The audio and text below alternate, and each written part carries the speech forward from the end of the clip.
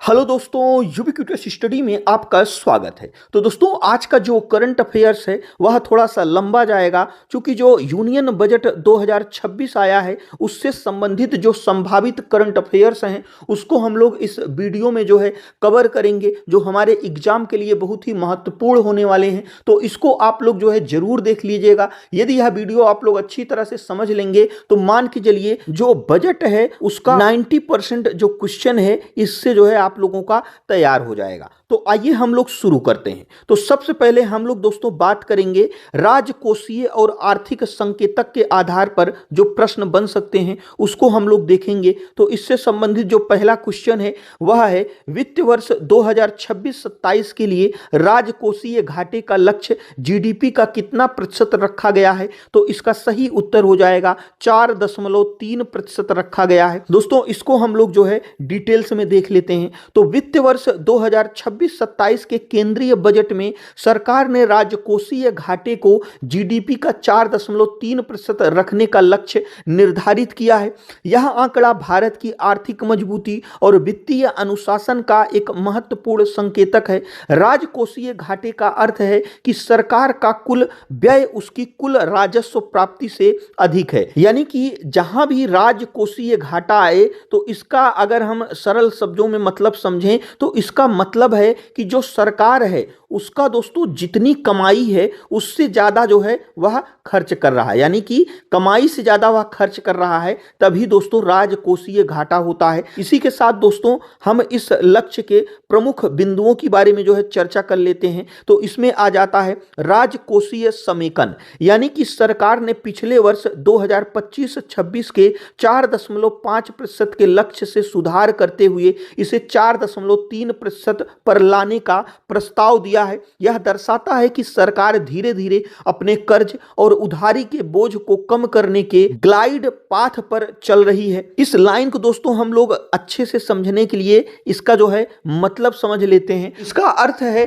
कि सरकार अब अपनी आमदनी के मुकाबले कम उधार लेना चाहती है। घाटे को 4.5% से घटाकर 4.3 करना यह दिखाता है कि सरकार अपने खर्चों को बेहतर तरीके से प्रबंधित कर रही है, जिससे देश की आर्थिक स्थिति मजबूत होगी और भविष्य में कर्ज का बोझ कम होगा। और अगर हम दोस्तों ग्लाइड पाथ की बात करें तो इसका क्या मतलब होता है? तो इसका मतलब होता है कि राजकोषीय घाटे को एक साथ घटाने के बजाय धीरे धीरे और योजनाबद्ध तरीके से कम करने की समय सीमा को ग्लाइड पाथ कहते हैं, ताकि अर्थव्यवस्था की लैंडिंग सुरक्षित और संतुलित रहे।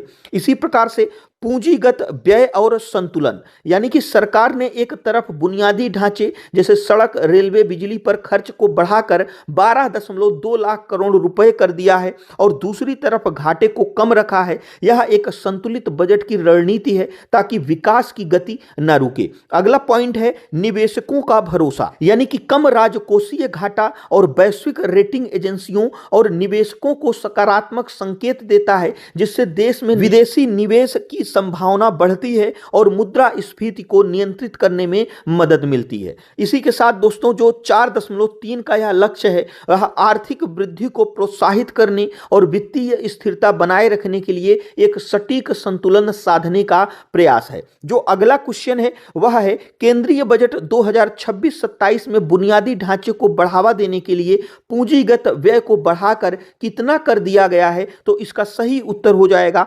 12.2 लाख करोड़ रुपए, जो जीडीपी का 4.4% है। इसको हम लोग डिटेल्स में देख लेते हैं। तो दोस्तों केंद्रीय बजट 2026-27 में बुनियादी ढांचे के विकास को गति देने के लिए सरकार ने सार्वजनिक पूंजीगत व्यय को बढ़ाकर 12.2 लाख करोड़ कर दिया है। यह पिछले वित्त वर्ष 25-26 के 11.21 लाख करोड़ रुपए के आवंटन की तुलना में लगभग 9 से 10% की वृद्धि है। और दोस्तों अगर हम बुनियादी ढांचे पर इस बड़े निवेश के मुख्य आकर्षक की अगर हम बात करें तो इसमें आ जाता है रेलवे और सड़क, यानी कि बजट में 7 नए हाई स्पीड रेल कॉरिडोर जैसे मुंबई, पुणे और हैदराबाद, बेंगलुरु, इसको अभी हम लोग और डिटेल्स में देखेंगे। और सूरत से दानकुनी तक एक नए डेडिकेटेड फ्रेट कॉरिडोर की घोषणा की गई है। इसके अलावा अगले 5 वर्षों में 20 नए राष्ट्रीय राजमार्ग विकसित किए जाएंगे। हम लोग समझ लेते हैं दोस्तों कि डेडिकेटेड फ्रेट कॉरिडोर क्या होता है, तो इसका हिंदी अर्थ होता है समर्पित माल ढुलाई गलियारा, यानी कि विशेष रूप से मालगाड़ियों के लिए बना रेलवे ट्रैक जो माल ढुलाई को तेज और सस्ता बनाकर व्यापार और औद्योगिक विकास को गति प्रदान करता है। कहने का मतलब यह है कि ऐसा रेलवे ट्रैक बनाना जहां पर दोस्तों जो माल ढुलाई वाली ट्रेनें होती हैं, जो मालगाड़ियां होती हैं, उनको जो है बिना किसी रुकावट के जो है आसानी से एक जगह से दूसरी जगह जो है पहुंचाया जा सके। तो इसी प्रकार से जो अगला पॉइंट है वह है निजी निवेश को बढ़ावा।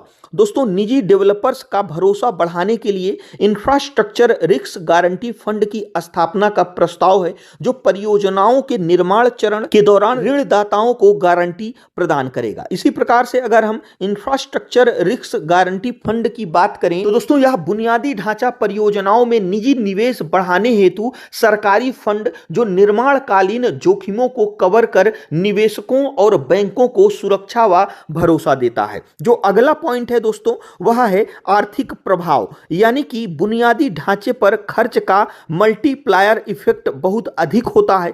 आर्थिक समीक्षा के अनुसार बुनियादी ढांचे पर खर्च किया गया प्रत्येक 1 रुपया जीडीपी में 2.5 से 2.3 रुपए तक की वृद्धि कर सकता है, जिससे रोजगार के नए अवसर पैदा होंगे। तो दोस्तों ये लाइन आप लोगों को कम समझ में आई होगी, तो इसमें जो एक शब्द आया है मल्टीप्लायर इफेक्ट, इसका मतलब क्या होता है, ये चीजें समझ लेंगे दोस्तों तो ये अपने आप जो है समझ में आ जाएगा। तो अगर हम मल्टीप्लायर इफेक्ट की बात करें तो अर्थव्यवस्था में 1 रुपए निवेश से कई गुना आय और रोजगार पैदा होना मल्टीप्लायर इफेक्ट कहलाता है, जो देश के समग्र विकास को गति देता है। अब इसको हम लोग उदाहरण के साथ समझ सकते हैं। जैसे मान के चलिए सरकार जो है कोई एक रोड बना रही है, तो उस रोड के बनने के लिए सीमेंट और स्टील उद्योग की जरूरत पड़ेगी, जिससे स्टील और सीमेंट उद्योग को जो है फायदा होगा और मजदूरों को रोजगार मिलेगा और व्यापार आसान होने से जो जीडीपी है उसमें बढ़त मिलेगी। तो वही दोस्तों इसकी जो है बात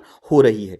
और अगर हम आगे बढ़ें तो यह निवेश भारत में भविष्य के लिए तैयार बनाने और टीयर 2 तथा टीयर 3 शहरों को नए आर्थिक केंद्र के रूप में विकसित करने की दिशा में एक बड़ा कदम है। और दोस्तों हम अगले प्रश्न की तरफ बढ़ते हैं। तो अगला जो प्रश्न है वह है केंद्रीय बजट 2026-27 में सरकार ने कुल कितने लाख करोड़ रुपए के खर्च का अनुमान लगाया है, तो इसका सही उत्तर हो जाएगा 53.47 लाख करोड़ का जो है अनुमान लगाया है। और इसको अगर हम डिटेल्स में देखें तो केंद्रीय बजट 2026-27 में सरकार ने कुल 53.47 लाख करोड़ के व्यय का अनुमान लगाया है। यह बजट भारत की अर्थव्यवस्था को गति देने और राजकोषीय अनुशासन बनाए रखने के लिए एक संतुलन साधने का प्रयास है। इस विशाल धनराशि का उपयोग बुनियादी ढांचे के विकास, सामाजिक कल्याण योजनाओं, रक्षा, शिक्षा और स्वास्थ्य जैसे प्रमुख क्षेत्रों में किया जाएगा। सरकार का लक्ष्य इस खर्च के माध्यम से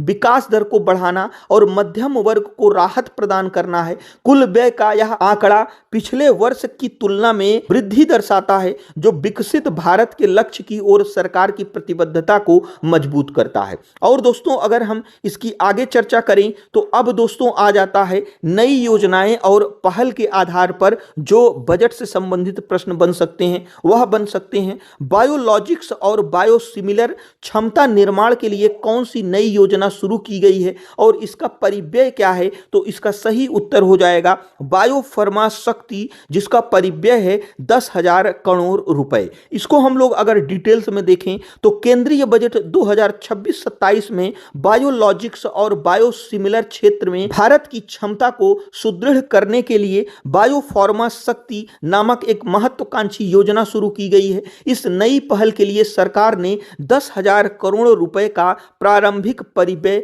आवंटित किया है। अब इस योजना के जो है प्रमुख मुद्दों पर बात कर लेते हैं। तो इसमें आ जाता है वैश्विक केंद्र बनाना, यानी कि इसका प्राथमिक लक्ष्य भारत को उच्च गुणवत्ता वाले बायोलॉजिक्स और बायोसिमिलर के विकास एवं विनिर्माण में एक वैश्विक केंद्र के रूप में स्थापित करना है। इसी के साथ अनुसंधान और विकास, यानी कि यह योजना विशेष रूप से दवा अनुसंधान, क्लिनिकल ट्रायल इंफ्रास्ट्रक्चर को मजबूत करने और अत्याधुनिक जैव विनिर्माण इकाइयों की स्थापना पर केंद्रित है। और अगला जो पॉइंट है वह है दवाओं की सुलभता, यानी कि बायोसिमिलर के घरेलू उत्पादन को बढ़ावा देकर सरकार का उद्देश्य कैंसर और मधुमेह जैसी गंभीर बीमारियों के लिए उपयोग होने वाली जटिल दवाओं की लागत को कम करना है। और आत्मनिर्भरता, यानी कि यह पहल फार्मास्यूटिकल क्षेत्र में आत्मनिर्भर भारत के सपने को साकार करने और आयात पर निर्भरता कम करने के दिशा में एक महत्वपूर्ण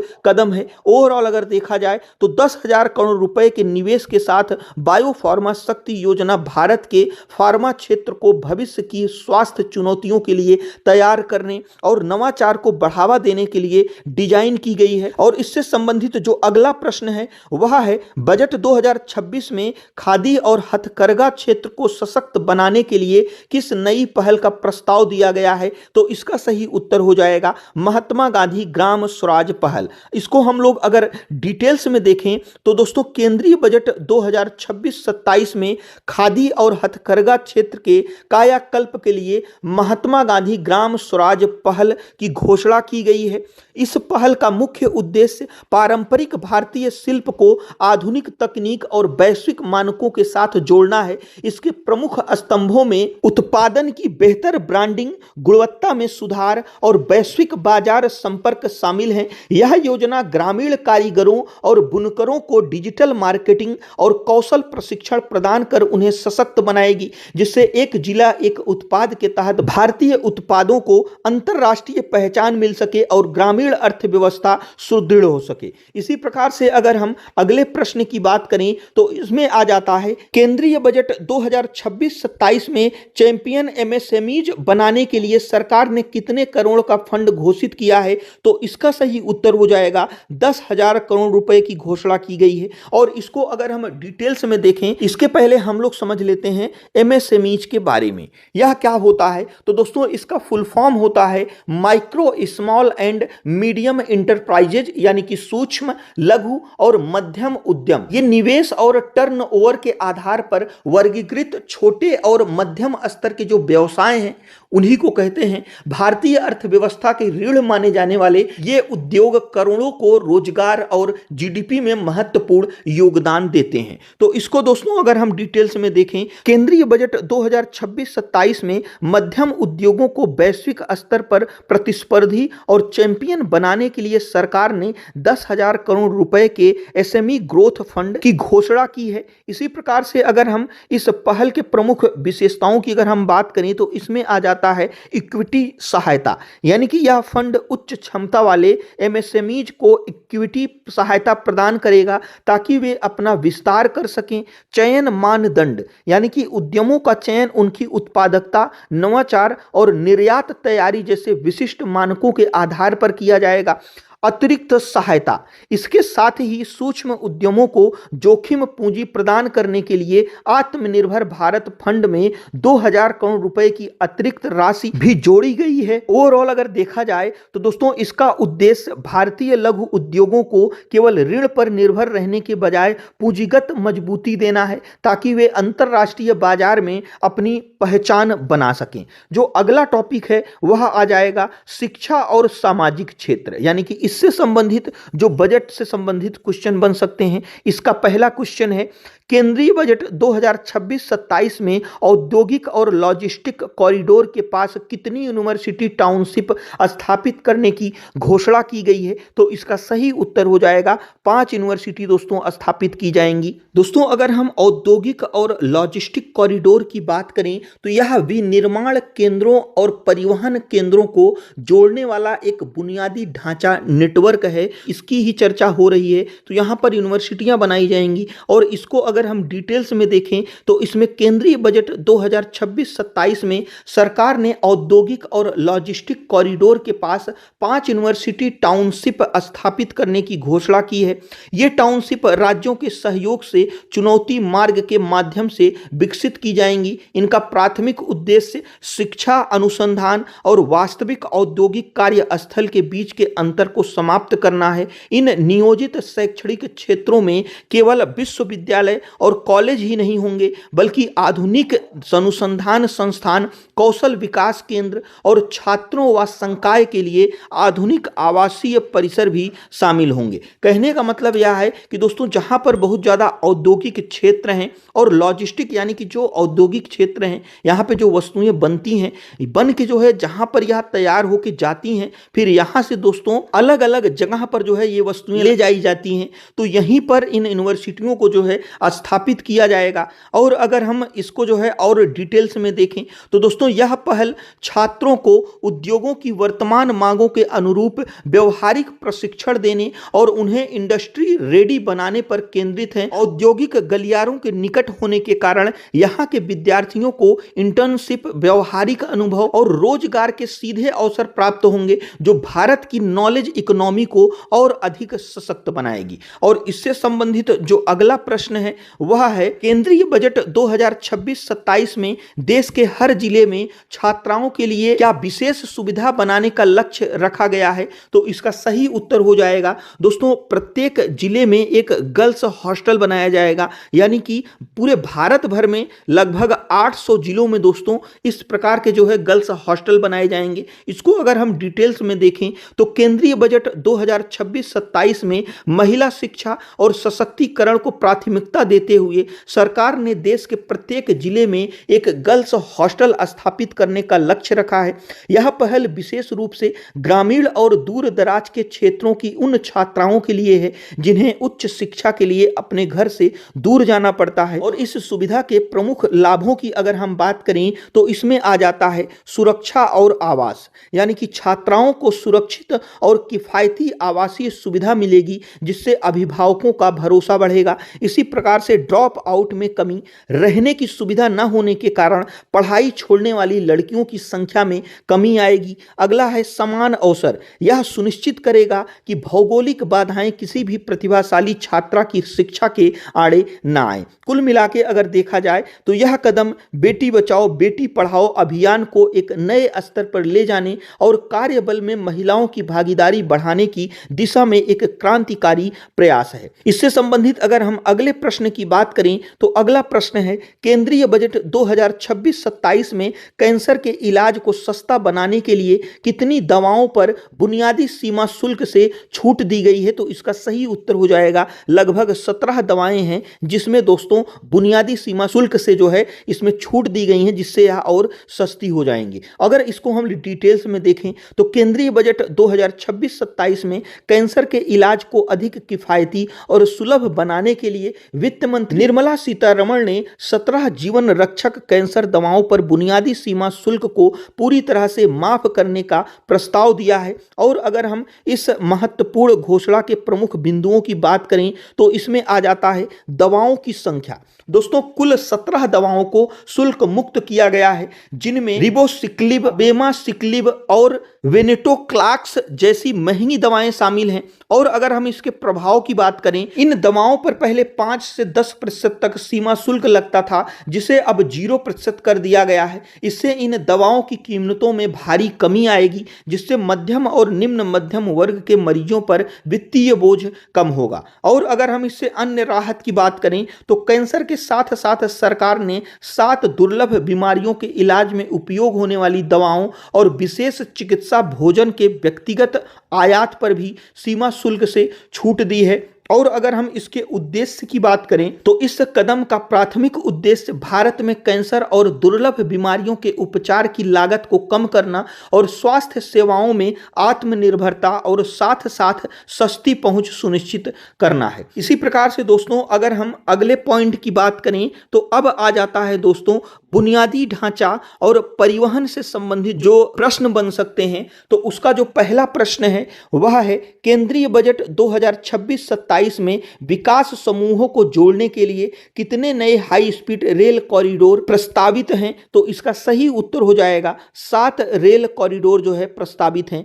तो इसको अगर हम डिटेल्स में देखें तो केंद्रीय बजट 2026-27 में विकास समूहों को जोड़ने और यात्रा समय को कम करने के लिए 7 नए नए हाई स्पीड रेल कॉरिडोर प्रस्तावित किए गए हैं। वित्त मंत्री ने इन्हें ग्रोथ कनेक्टर्स के रूप में पेश किया है। प्रस्तावित 7 कॉरिडोर निम्नलिखित हैं। तो आप लोग जो है ये 7 जो कॉरिडोर हैं इनको आप लोग जो है देख सकते हैं। इसी के साथ इन परियोजनाओं का लक्ष्य प्रमुख आर्थिक केंद्रों, औद्योगिक क्षेत्रों और तकनीकी समूहों को तेज और पर्यावरण के अनुकूल परिवहन से जोड़ना है। लगभग 4000 किलोमीटर की इन गलियारों के बनने से न केवल अंतर शहरी आवागमन सुगम होगा, बल्कि संबंधित क्षेत्रों में रियल एस्टेट और रोजगार के नए अवसर पैदा होंगे। और इससे संबंधित जो अगला क्वेश्चन है वह है कपड़ा क्षेत्र के विकास के लिए समर्थ 2.0 के तहत कुल कितने उप हिस्सों वाला कार्यक्रम पेश किया गया है। तो इसका सही उत्तर हो जाएगा मुख्य रूप से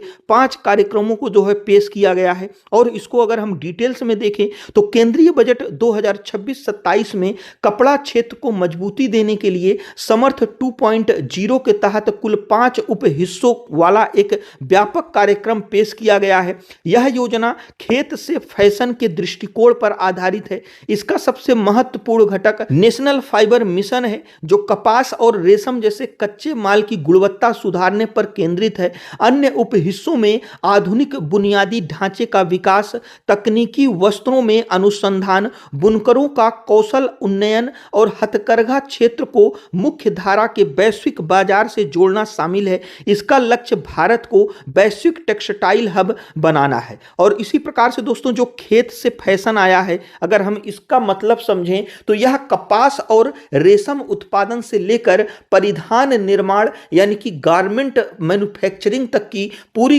टेक्सटाइल वैल्यू चेन को जोड़ने की एकीकृत दृष्टि है, जिससे किसानों को सीधे वैश्विक बाजार से जोड़ा जा सके। इसी प्रकार से जो अगला पॉइंट है वह है दोस्तों कराधान और नीतिगत बदलाव। तो इससे संबंधित जो पहला क्वेश्चन है वह है केंद्रीय बजट 2026-27 में विदेशी टूर पैकेज की खरीद पर टीसीएस की दर को घटाकर कितना कर दिया गया है। तो इसका सही उत्तर हो जाएगा 2% कर दिया गया है। और इसको अगर हम डिटेल्स में देखें तो केंद्रीय बजट 2026-27 में विदेशी टूर पैकेज की खरीद पर टीसीएस की दर को घटाकर एक समान 2% कर दिया गया है। इससे पहले 10 लाख तक के पैकेज पर 5% और उससे अधिक पर 20% टीसीएस लगता था, जिसे अब बिना किसी राज्य की सीमा के 2% कर दिया गया है। और इसी प्रकार से अगर हम टीसीएस की बात करें यह क्या होता है, तो इसका फुल फॉर्म होता है टैक्स कलेक्टेड एट सोर्स। इसका अर्थ है कि जब आप कोई विदेशी टूर पैकेज खरीदते हैं, यानी कहीं आपको विदेश में घूमना है, तो उससे संबंधित जो पैकेज आप लोग खरीदते हैं उसी से संबंधित है। तो टूर ऑपरेटर आपसे पैकेज की कीमत के साथ साथ टैक्स की एक निश्चित राशि वसूलता है और उसे सरकार के पास जमा करता है। यह एक प्रकार का अग्रिम कर है। जब आप अपना आयकर रिटर्न फाइल करते हैं तो इस जमा राशि को अपनी कुल टैक्स ईमानदारी के साथ समायोजित कर सकते हैं या रिफंड के रूप में वापस पा सकते हैं। तो इसको जो है अब 2% कर दिया गया है। इसी प्रकार से दोस्तों अगर हम बदलाव के प्रभाव की बात करें तो दोस्तों इस कटौती से विदेश यात्रा करने वालों को बुकिंग के समय बहुत कम अग्रिम राशि देनी होगी। इससे यात्रियों की बड़ी पूंजी लंबे समय तक सरकार के पास नहीं फंसेगी, जिससे उनका नकदी प्रवाह बेहतर होगा और अंतर्राष्ट्रीय यात्राएं अधिक सस्ती व सुलभ हो सकेंगी। इसी के साथ जो अगला क्वेश्चन है वह है केंद्रीय बजट 2026-27 में नई कर व्यवस्था के तहत अब कितनी राशि तक की आय पूरी तरह कर मुक्त है। तो इसका सही उत्तर हो जाएगा 4 लाख रुपए तक दोस्तों कर मुक्त है। इसी के साथ अगर हम इसको डिटेल्स में देखें तो दोस्तों केंद्रीय बजट 2026-27 के अनुसार नई कर व्यवस्था के तहत आयकर मुक्त आय की सीमा और कर संरचना इस प्रकार है। तो इसमें अगर हम मूल छूट सीमा की बात करें तो अब 4 लाख रुपए तक की वार्षिक आय पर कोई कर नहीं लगेगा। पहले यह सीमा 3 लाख रुपए थी, जिससे बजट 2025 में संशोधित किया गया था।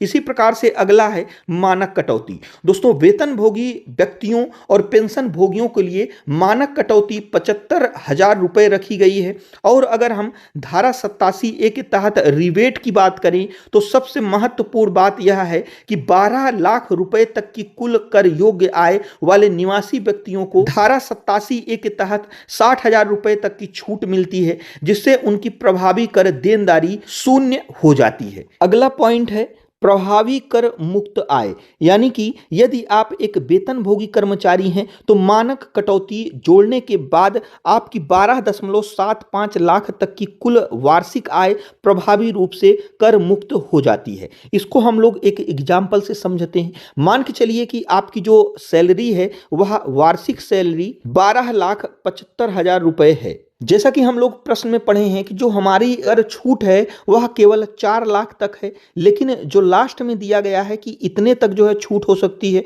वह किस प्रकार से हो सकती है। तो दोस्तों जो 75,000 रुपए की मानक कटौती है यह क्या होगी, तो जब आपका जो सैलरी है, जो आपका वार्षिक इनकम है 12,75,000, इसमें दोस्तों क्या होगा कि 75,000 रुपए घटा दिया जाएगा। ठीक है, 75,000 रुपए घटाने के बाद जो राशि आएगी, अब आएगी दोस्तों 12 लाख। तो अब जो है 12 लाख पर टैक्स देना पड़ेगा। ठीक है, 75,000 का मतलब यही है। और जो 60,000 है, जो 87A में दिया गया है 60,000 है, तो अगर हम 12 लाख को जो है अब टैक्स के लिए इसको कैलकुलेट करेंगे तो इसका दोस्तों जो टैक्स आएगा वह आएगा लगभग 60,000 रुपए कुल मिला के। तो दोस्तों क्या है कि जो रिवेट है वह सरकार के द्वारा 60,000 रुपए रिवेट दिया जाता है, यानी कि जो 75,000 है यह टैक्स को जोड़ने से पहले जो है आपकी सैलरी से घटाना पड़ेगा। फिर उसके बाद जो अमाउंट आएगा उस पर टैक्स निकाला जाएगा। फिर जितना टैक्स आपको देना है उस टैक्स में से 60,000 रुपए घटाना है, तो जो आएगा वही आपको देना है। तो इन सब चीजों को करने के बाद आप लोगों का जो टैक्स है वह दोस्तों 12.75 लाख रुपए तक जो है कोई भी टैक्स नहीं आएगा, शून्य हो जाएगा। तो इसका मतलब यही होता है। और अगला जो क्वेश्चन है अगर हम उसकी बात करें तो दोस्तों केंद्रीय बजट 2026-27 में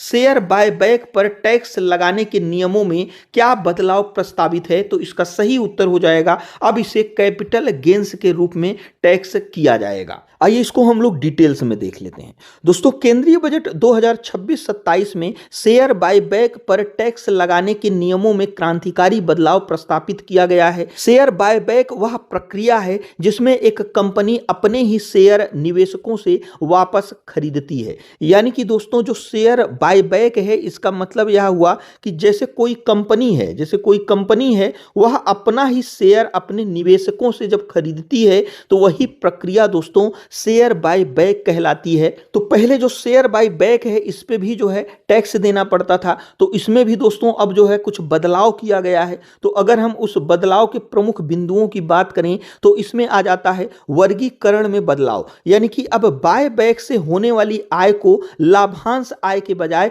पूंजीगत लाभ माना जाएगा। यह 2024 के नियमों का उलट है जिससे निवेशकों को बड़ी राहत मिली है। इसी प्रकार से लागत की कटौती, यानी कि अब निवेशक अपनी आय की गणना करते समय शेयरों की खरीद लागत को घटा सकेंगे और केवल वास्तविक लाभ पर टैक्स देंगे। इसी प्रकार से अगर हम टैक्स दरों की बात करें तो इसमें रिटेल निवेशक आ जाते हैं। इसमें दोस्तों अगर हम रिटेल निवेशक की बात करें यह कौन होते हैं, तो ये वे होते हैं जो किसी कंपनी के 10% या फिर उससे कम जो है हिस्सेदार होते हैं, या फिर जो नॉर्मल लोग होते हैं जो शेयर खरीदते हैं किसी कंपनी के, तो वो सब रिटेल निवेशक में आते हैं। तो इसमें दोस्तों अगर लॉन्ग टर्म के लिए कोई शेयर खरीदते या बेचते हैं तो दोस्तों उनको जो है 12.5% जो है टैक्स देना पड़ेगा, जो 12 महीने से अधिक होगा। और अगर 12 महीने से कम के समय के लिए आप कोई शेयर खरीदते हैं तो उसके लिए 20% टैक्स देना पड़ेगा। इसी प्रकार से अगर हम प्रमोटर्स की बात करें तो टैक्स चोरी रोकने के लिए कारपोरेट प्रमोटर्स पर 22% और व्यक्तिगत प्रमोटर्स पर 30% की उच्च दर प्रभावी होगी। और इसमें अगर हम कॉर्पोरेट प्रमोटर्स की बात करें तो कॉर्पोरेट प्रमोटर्स वो होते हैं, इसको एक एग्जांपल से समझते हैं। जैसे कोई कंपनी ए है और यह कंपनी ए किसी कंपनी बी को चलाती है, तो यह जो कंपनी बी को चला रही है वही दोस्तों कॉर्पोरेट प्रमोटर होता है। और अगर हम व्यक्तिगत प्रमोटर की बात करें तो यह वे होते हैं जो अपनी कंपनी खुद चलाते हैं। ठीक है, वही दोस्तों व्यक्तिगत प्रमोटर होते हैं। तो तो दोस्तों यह हमारा आज का बजट से संबंधित जितना भी इंपॉर्टेंट करंट अफेयर्स बन सकता है उसको हम लोगों ने देख लिया। तो आज का जो करंट अफेयर्स है वह है आर्थिक सर्वेक्षण 2025-26 के अनुसार विश्व में प्रेषण का सबसे बड़ा प्राप्तकर्ता देश कौन सा है। तो इसमें से कौन सा ऑप्शन सही है हमें कमेंट बॉक्स में जरूर बताइएगा। और दोस्तों यदि वीडियो यूजफुल लगा हो तो हमारे चैनल को जरूर सब्सक्राइब करिएगा। वीडियो देखने के लिए आपका बहुत बहुत धन्यवाद।